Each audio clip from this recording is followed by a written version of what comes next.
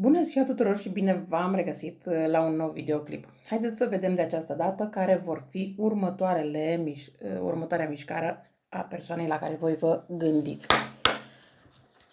Să vedem care este următoarea mișcare a persoanei la care voi vă gândiți.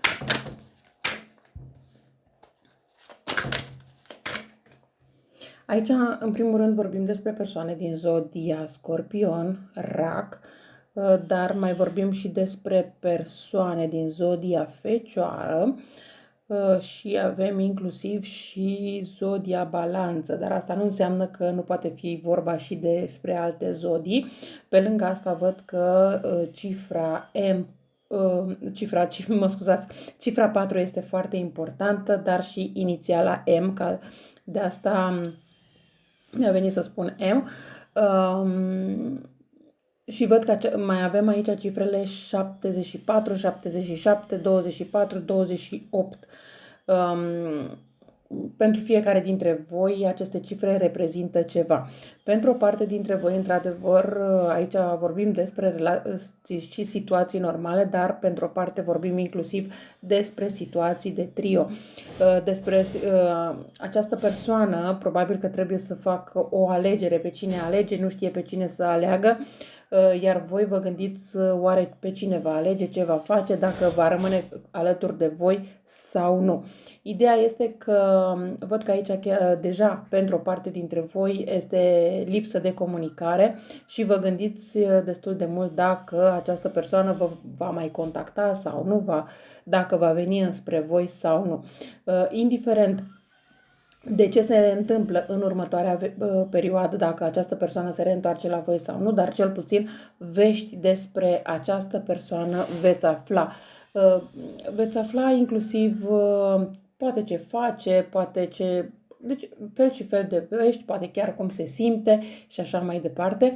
Ideea este că sunt multe vești, aș putea spune mărunte, pe care poate nu le luați în considerare atât de repede sau atât de ușor, dar sunt și anumite vești destul de importante. Însă, toate aceste vești care vin despre persoana voastră dragă sunt ca un puzzle care trebuie să lipiți piesă cu piesă, informație cu informație, ca să aflați de fapt despre ce este vorba în această situație. Dar, da, această persoană se gândește să comunice cu voi. Această persoană chiar și-a dat seama că voi sunteți, aș putea spune, mâna dreaptă a acestei persoane, că voi ați ajutat destul de mult această persoană din foarte multe puncte de vedere și fără comunicare și fără voi, bineînțeles, această persoană nu poate să mai dea înainte, îi este foarte greu. Este ca și cum este într-o situație plină de spini, plină de ghimp și nu vede cum ar putea să meargă mai departe. Dar hai să vedem care sunt următoarele mișcări înspre voi ale acestei persoane. Da, această persoană se gândește destul de mult cum să ia legătura cu voi, cum să își alege inclusiv cuvintele, cum să comunice cu voi, pentru că este foarte clar că nu poate veni pur și simplu să bată la ușa voastră sau să vă facă un simplu mesaj, pentru că voi imediat luați această persoană în brațe. Nu, din contră, această persoană își pune gândurile punct la punct și vine înspre voi cu o propunere, cu o ofertă, cumva ceva care să vă facă o foarte mare plăcere și în egală măsură să nu puteți refuza această persoană. Pentru o parte dintre voi aș putea să spun că această persoană revine în 51 de ore, dar pentru alte persoane poate să fie o perioadă un pic mai lungă. De ce? Dar asta nu înseamnă că această persoană nu o să vă contacteze. Aici contact între voi și această persoană există, iar timpul nu aș putea spune că este un timp foarte lung, ci mai degrabă timpul se scurtează. N-ar fi nimic exclus aici ca contactul cu această persoană să fie seara,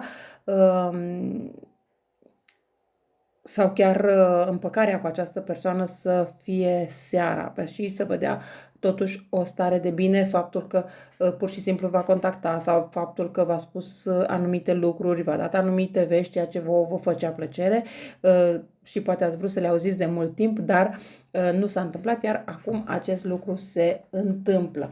Hai să vedem ce alte mișcări va mai face această persoană față de voi.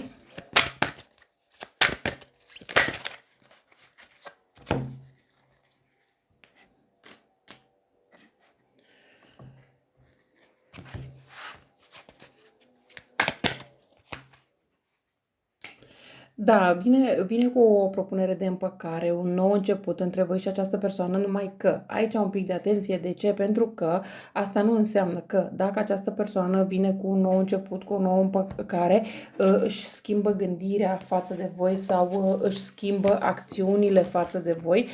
Din contră, văd că este o persoană destul de posesivă, este o persoană geloasă, dar în același timp este și o persoană care se poartă destul de rece și nu doar că această răceală este întâmplătoare, ci pot să spun destul de clar că această răceală este generală, adică nu e problema că se poartă rece doar ca voi să acționați într-un mod diferit, ci se poartă rece că așa este felul său de a fi.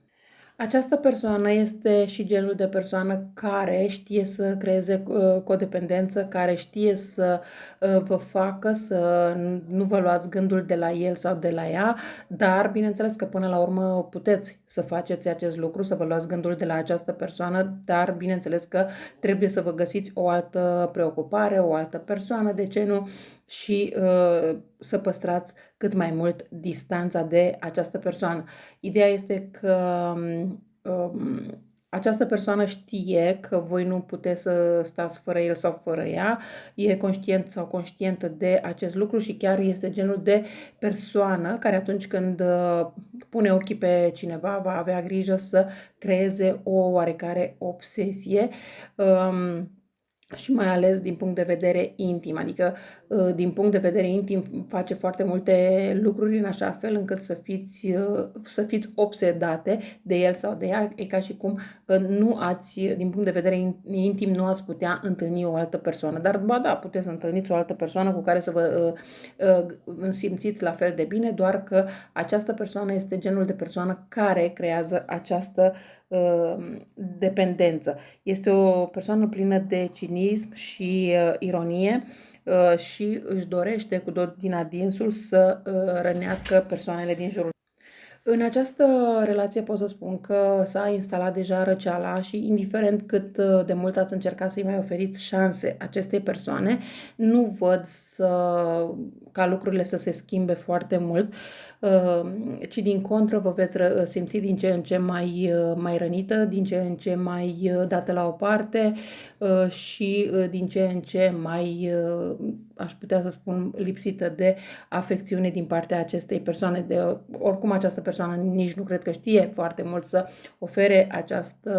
vă ofere afecțiunea de care aveți voi nevoie, doar că a știut cumva să vă lege de el sau de ea în așa fel încât să nu puteți să vă despărțiți definitiv de această persoană.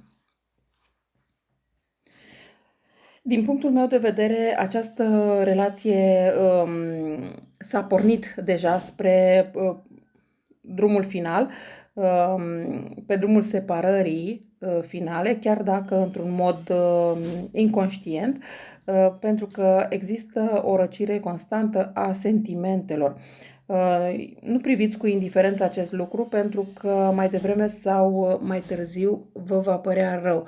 Vă va părea rău că tot veți aștepta această persoană, că îi veți da tot felul de șanse, însă în realitate nu se schimbă nimic. Dar da, această persoană, următorii pași a acestei persoane, în primul rând este comunicarea, dar mai apoi, bineînțeles că este și faptul că vrea să îi mai dați o nouă șansă. Ideea este aici că indiferent de șansele pe care îi le dați, situația nu se schimbă și oricum ar fi, până la urmă ruptura definitivă se va produce. Da, vă poate da pe moment o satisfacție de bine, de plăcere, de bucurie, dar cam atât. E doar o situație de moment, nu e ceva de lungă durată. Dar asta depinde doar de voi, cum vreți să țineți cont pe mai departe de toate aceste lucruri. Eu cam atât am avut de spus pentru voi, vă mulțumesc că m-ați ascultat și vă doresc o zi cât mai frumoasă în continuare. La revedere!